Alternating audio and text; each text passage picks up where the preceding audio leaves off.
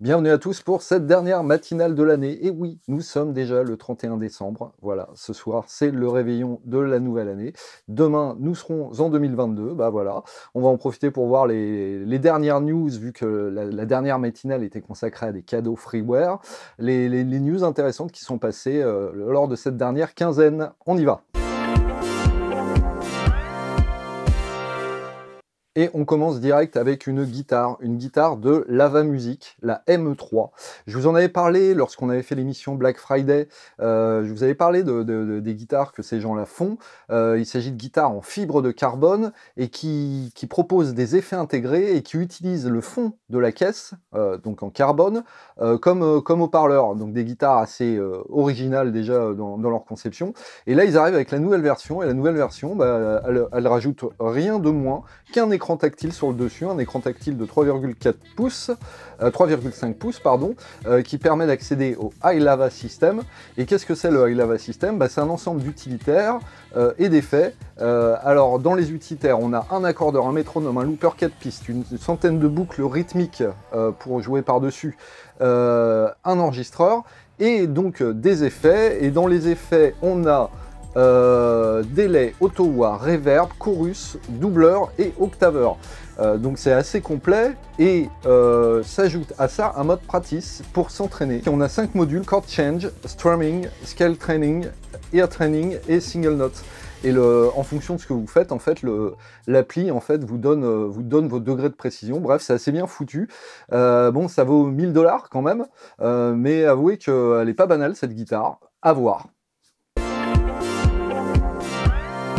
Et on va rester dans la guitare, mais virtuelle cette fois, la guitare, puisqu'on va parler d'une banque pour contact qui nous vient des amis de Past to Future. C'est la Nirvana Power Chord Strummer. Comme son nom l'indique, c'est une banque qui a pour but de recréer le son de guitare des power chords de Nirvana, et notamment de l'album Nevermind. L'album Nevermind qui a 30 ans, hein, et oui, le bébé qui nageait là après le dollar a dû bien grandir. On trouve des photos de lui sur internet, et bah, l'album est devenu un classique. Et alors, pas étonnant qu'une banque lui soit consacrée. Et c'est comme d'habitude avec les mecs de Past to Future, c'est comme d'habitude pas cher. Je crois qu'on est à 10 ou 15 $, un truc comme ça. Et c'est des gens qui sont intéressants parce que je vous dirais pas qu'il y a des scripts très sophistiqués derrière, je vous dirais pas que c'est du sampling extraordinairement bien fait.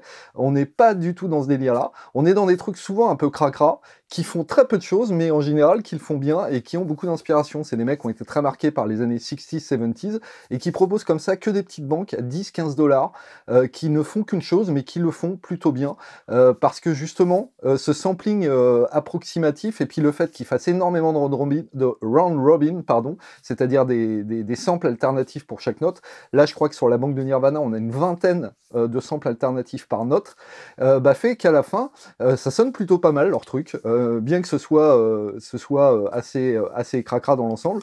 Et alors, n'hésitez pas à les regarder. Il y a, je crois, on trouve deux sites: Past to Future Reverb et Past to Future Drums ou Sample, je me souviens plus.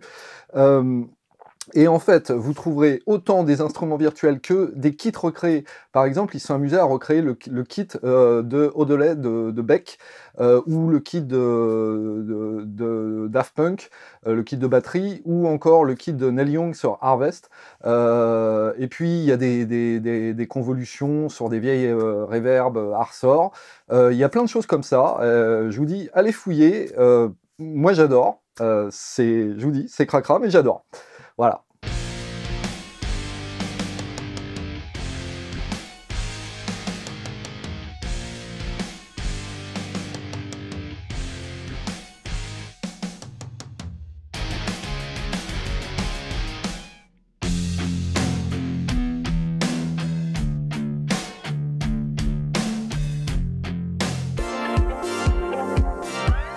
On reste dans la MAO avec un gros morceau, un morceau qui nous vient de Sonny Boy. ceux qui font Smart EQ et qui nous présentent Smart Limit. Alors ils ont fait l'égaliseur Smart EQ, ils ont fait Smart Comp le compresseur, Smart Reverb la reverb. Qu'est-ce qui nous manquait? Smart Limit. Et Smart Limit, il est tellement bien, en tout cas sur le papier, j'ai hâte de l'essayer, mais il a l'air tellement bien qu'il pourrait bien mettre une grosse claque au FabFilter Pro L, qui est quand même une des références du secteur. Déjà parce qu'il a l'air de pas mal sonner du tout, et puis surtout parce qu'il a énormément d'options, il a été assez bien pensé. Alors, c'est smart, donc on a toujours ce truc intelligence artificielle. Alors, est-ce que c'est de la vraie intelligence artificielle? J'en sais rien.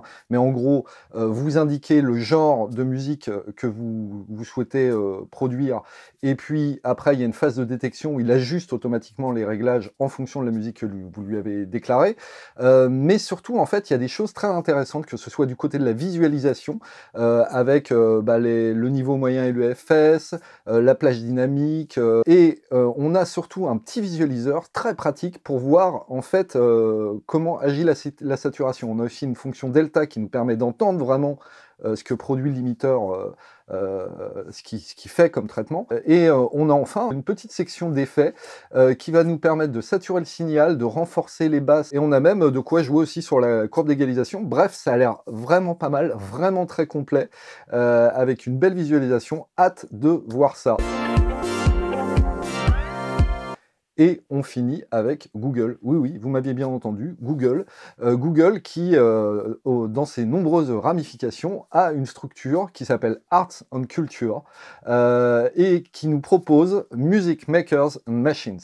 Un site en fait dédié à la musique électronique, à l'histoire de la musique électronique, à ceux qui la font et au matos de la musique électronique. Alors c'est une moitié de contenu, c'est vraiment une expo virtuelle, quoi. Il y a des contenus, il y a des photos, il y a des vidéos, c'est de la curation, mais il y a aussi des modélisations 3D des instruments les plus emblématiques du genre. C'est vraiment très bien foutu. Pour une fois que Google fait un truc vraiment super, autant le dire, hein. Donc bravo à eux et merci pour ça. Et voilà, c'est fini, c'est la dernière matinale de l'année 2021 qui se termine comme ça.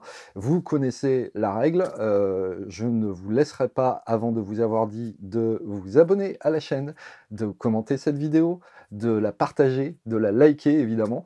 Voilà, dites-nous ce que vous pensez de tout ça. J'espère que vous avez aimé notre petite surprise de Noël, la compile de l'équipe d'Audiofanzine.